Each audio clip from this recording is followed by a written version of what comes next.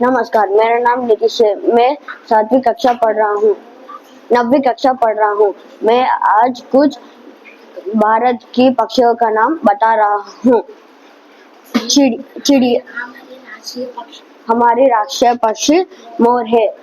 चिड़िया, कबूतर, चील, मोना, मैना, कोयल, बुलबुल, तोता, उल्लू, बतख आदि पक्षियों का संरक्षण करना हमारा कर्तव्य है। फोन और नेटवर्क से रेडिएशन